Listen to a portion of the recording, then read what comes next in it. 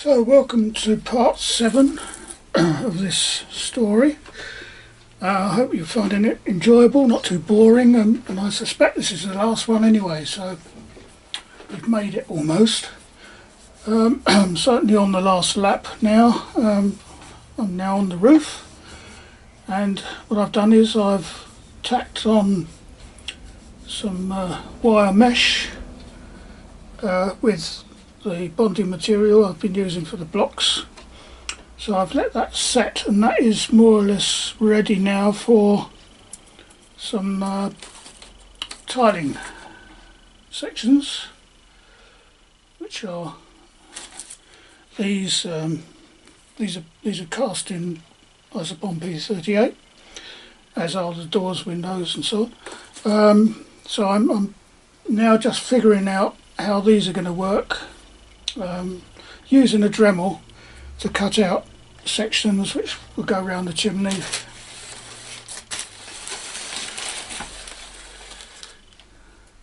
Like that. Then there'll be another piece up there. These will be glued to the wire mesh, obviously. And we have that up there, and then that will slope down at a slightly different angle, like that. Chop that off where it needs to, and fill in that gap there. There's another strip there, and so on all the way across.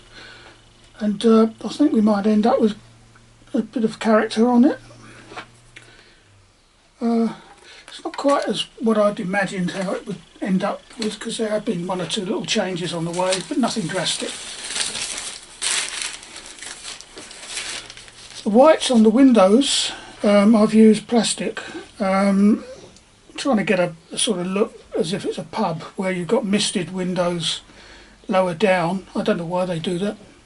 So that's the reason for that, and I might one day put some transfers on with a bit of filigree sort of design work, I don't know, or I just leave it.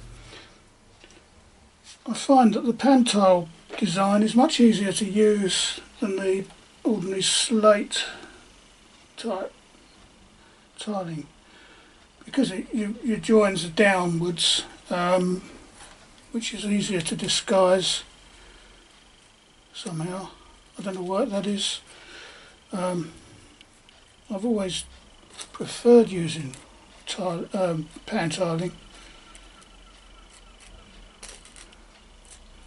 This isn't taking too long. It's just a matter of marrying up the bits, and any bits which are left blank to fill in afterwards. Get the main ones bit down in place, and then fill in the extras. Like that. Make sure it's up the right way, of course. Just need a little, that's an awkward bit because it's just a little fine strip, but I think we might be able to manage that somehow. We've got some bits and pieces here, and I think I've run out now of tiling till I make some more, which doesn't take too long. So that's firmly down there. Actually, that won't fit in. It would have done, but it's too thin. Well, it's 6 o'clock in the morning here. I'm still in my night togs, but I'm desperate to get this finished for tomorrow, so I need to put in all the time I can. What we've got now is finished tiling on the roof, which I've managed to join all together. In not too bad a state. I mean, there are some ups and downs to it, but you just can't get it perfect. This isn't a museum piece after all.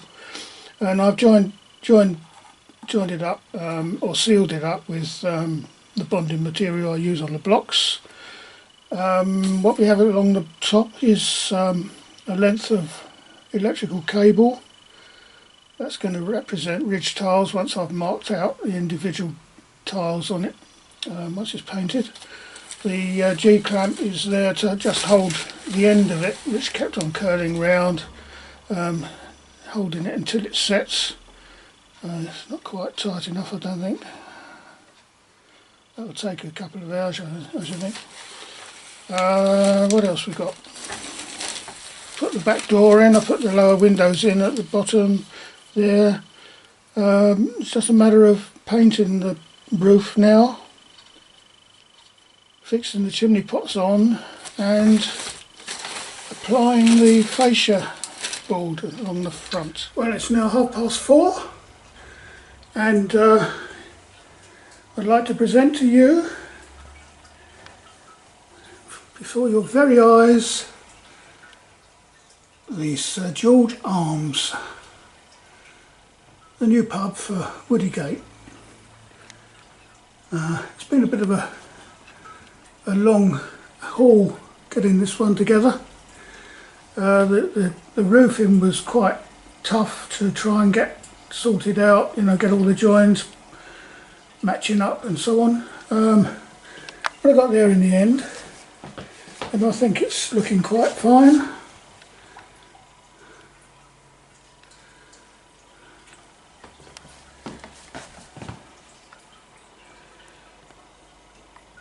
The back I haven't really got round to doing guttering yet. That can wait for a minute. Also it needs some barge boards at the sides. I can do that once it's at Woody Bay and we get a sunny day. The main thing is to keep it waterproof at the moment, and to do that I've had to seal all the way along these gaps beside the dormers, which I've used B7000 glue, which I think should do the trick. It's like a sealer. I had to wedge a bit of barbecue skewer in there to fill up a gap, but it'll be painted to match the roofing. I don't think anyone's going to see that anyway, so it's not too much bother. But I think on the whole it's been a worthwhile experience, and I hope the lads will be pleased with it.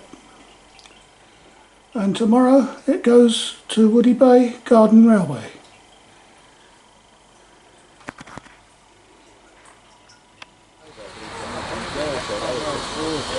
Oh, I like the bench sheet.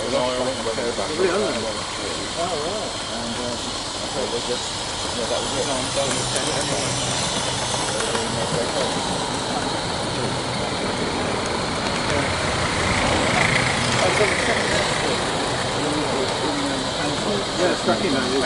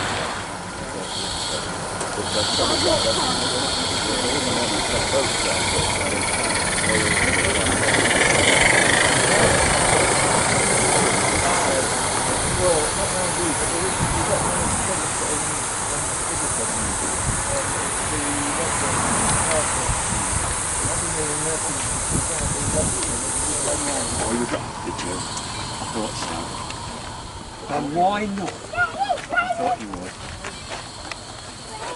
Take a couple.